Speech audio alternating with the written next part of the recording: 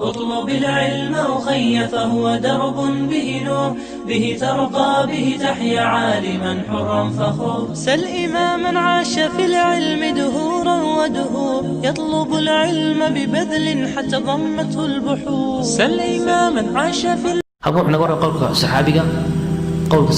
xuja mise ma xujo aqsaan baynu sameynayna sida culimada markaa ay u qaybiyeen qowlka saxaabigu haddii uu yahay qowl laa majaala lilra'yi fiih waxaan ra'yi aan laga keeni karaynin hadduu yahay waa xujo wey laanna xukmu rafci buu leey ummadihii naga horreeyey waxay markaasi ay dhacay waqtiyadii hore qiyaamaha wax dhici doona jannada iyo naarta aakhir zamanka waxa dhici doona haddii markaa waxaa ka sheekeeyo waxay noqonaysaa maxay qowlkiisu wuxuu noqonayaa xujo noqonaya laakiin waxa shardiga u xiran waxa weeyaan inuu saxaabigaasi aan lagu aqoonin inuu ahlu kitaabka wax ka qaatay ama uu kutubta akhristay waay waxa kale iyadana qaybta labaad ay noqonaysaa in uu saxaabigu qowl yidhaahdo qowlkii qowl khilaafsanna saxaabada ay la yimaadaan yani qowlkiisa inuu saxaabo kale khilaafo markaana xujo noqon maayo marka waxna maruu xujo noqday iyo maruu xujo noqon sama markuu xujada noqdo goorma oo markuu uu yahay hadalkiisa mid aan maskaxda iyo ra'yiga aan laga keeni karin marka waa waxyi waxaan leenahay xukmu rafci buu leeyaho da rasuulku ka maqlay calayhi salaatu wasalaam waay qayb saddexaad waxay noqonaysaa inuu qowl yidhaahdo saxaabigu hadalkiisaasna uu intishaaro cid inkirtay oo diiday oo culimmada ka mid ah saxaabada ka midana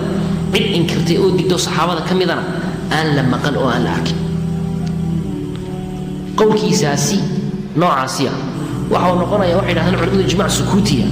ijmaaca sukuutigana ahlucilmi waa isku khilaafeen qowlka jumhuurkuna waxa weeyaan inuu xujo yahay qowlka jumhuurku waa xujo wey marka hadduu saxaabigu uu hadal yidhaahdo hadalkiisaasna uu intishaaro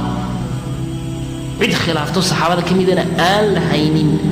qowlkiisu waa xujo wey waa la xujaysanaya weyaan wuxuu noqonaya xujo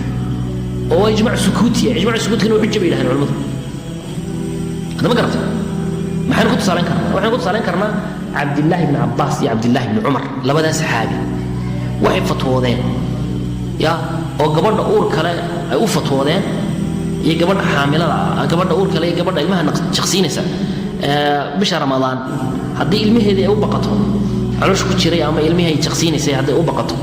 ama naftooduba ay u baqdaan waxay fatwoodeen in aan soon lagu lahayne ay la mid tahay qofkii weyneeyey gaboobay oo kale la xukun tahayo fidye ay bixinaysa bay fatwoodeen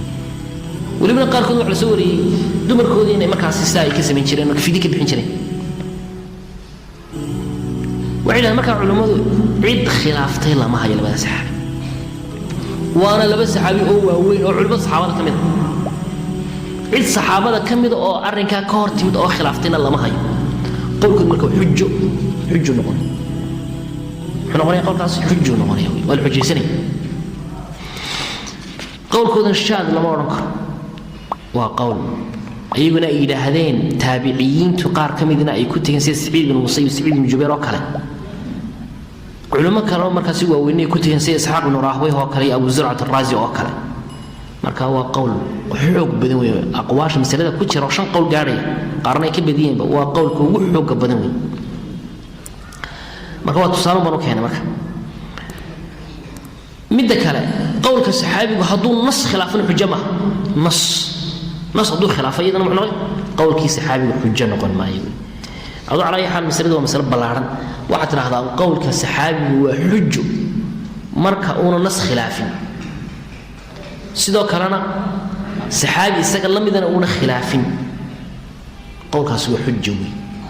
اطلب العلم أخي فهو درب به نور، به ترقى به تحيا عالما حرا فخور. اطلب العلم أخي فهو درب به نور، به ترقى به تحيا عالما حرا فخور. اطلب العلم أخي فهو درب به نور، به ترقى به تحيا عالما حرا فخور. سل إماما عاش في العلم دهورا ودهور، يطلب العلم ببذل حتى ضمته البحور. سل إماما عاش في